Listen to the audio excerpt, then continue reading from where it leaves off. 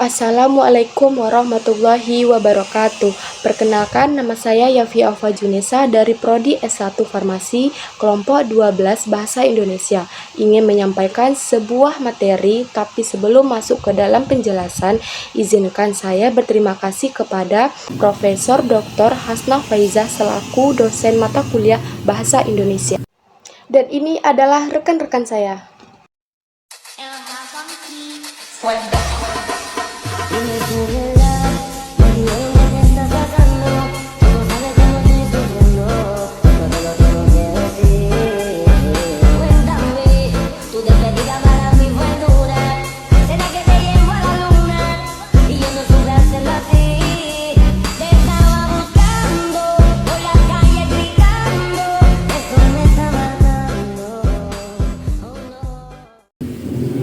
Baiklah, mari kita masuk ke dalam materi. Materinya adalah kerangka isi artikel hasil pemikiran atau artikel kajian pustaka.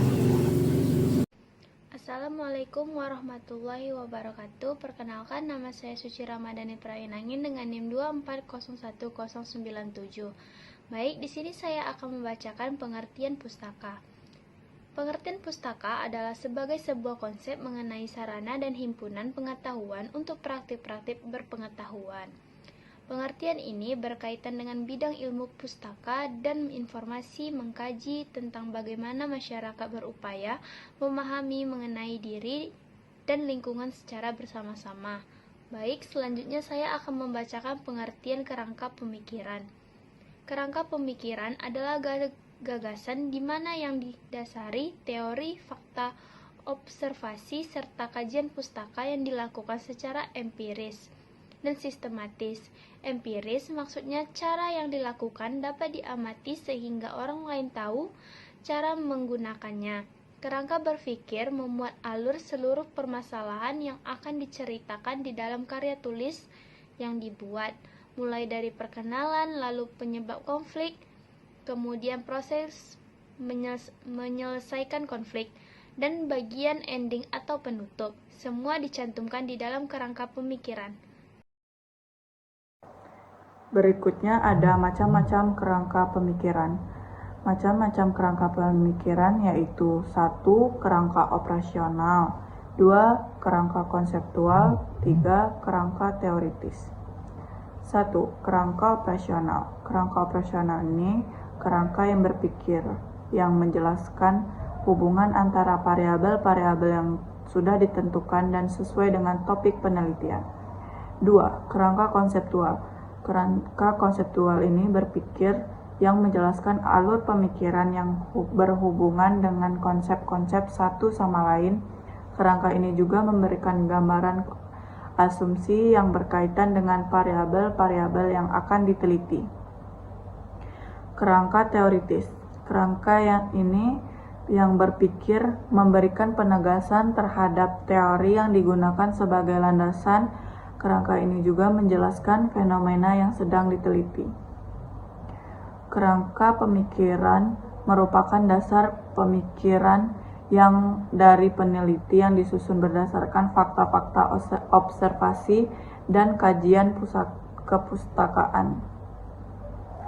Ada banyak jenis pustaka, termasuk bahan tercetak, bahan terekam, dan sumber pustaka primer. 1.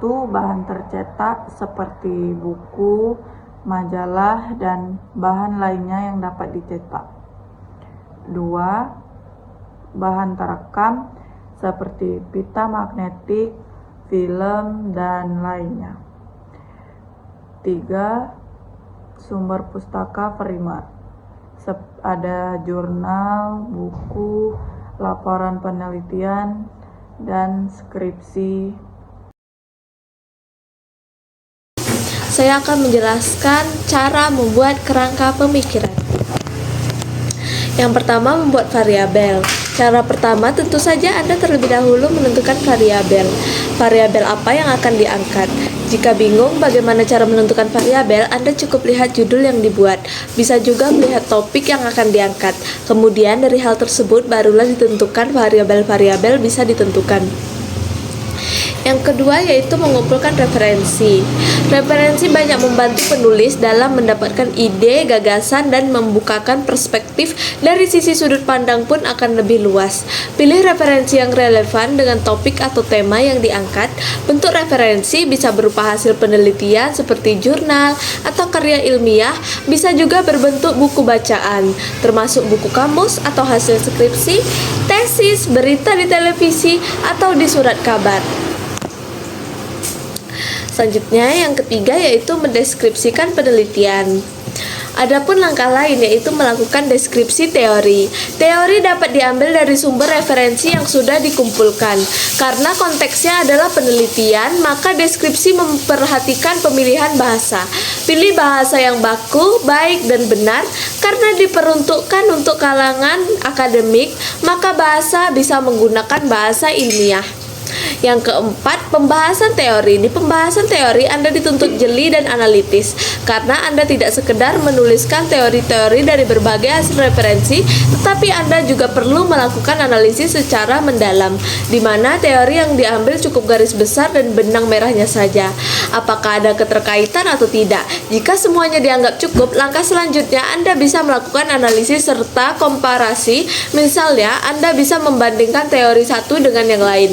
Kemudian Anda bisa melakukan analisis komparatif tentang teori dari hasil penelitian.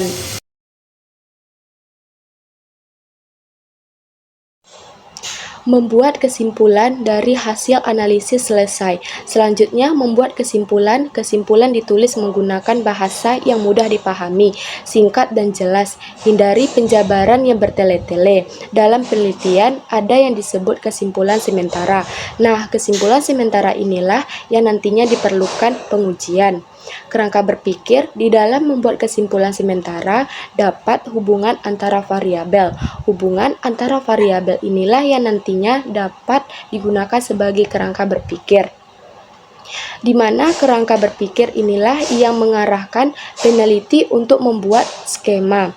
Setidaknya ada dua skema yang dapat Anda gunakan, yaitu asosiatif dan komparatif. Saya Zahra Wirandini akan menjelaskan tentang manfaat dari kerangka berpikir, yaitu yang pertama membantu peneliti dalam mendapatkan suatu konsep yang matang, yang kemudian dapat dimanfaatkan untuk menjelaskan setiap masalah dalam penelitian.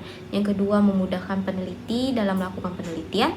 Yang ketiga, menghubungkan setiap bagian yang ada di dalam penelitian. Yang keempat, memberikan kemudahan kepada para pembaca untuk memahami isi karya ilmiah. Yang kelima, karya ilmiah menjadi lebih mudah untuk diperiksa karena adanya gambaran alur dari penelitian. Yang keenam, membantu peneliti dalam menjelaskan dan menjawab rumusan masalah yang ada di dalam penelitian. Selanjutnya, saya akan menjelaskan terkait contoh dari kerangka berpikir. Di sini saya mengambil contoh dari pemikiran proposal.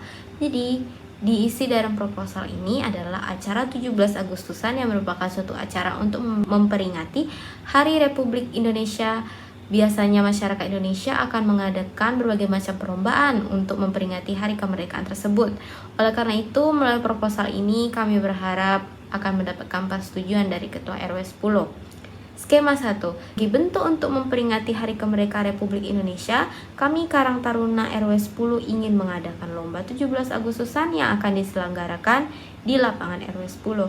Skema yang ketiga, perlombaan ini dirancang untuk menghargai jasa-jasa para pahlawan yang sudah memerdekakan Indonesia dan menjaga persatuan dan kesatuan antar masyarakat yang memiliki latar yang berbeda.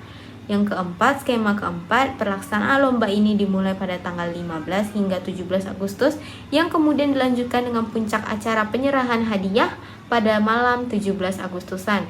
Skema yang kelima, pada dasarnya lomba 17 Agustus ini memberikan kesadaran bagi kita masyarakat Indonesia untuk selalu menjaga persatuan dan kesatuan.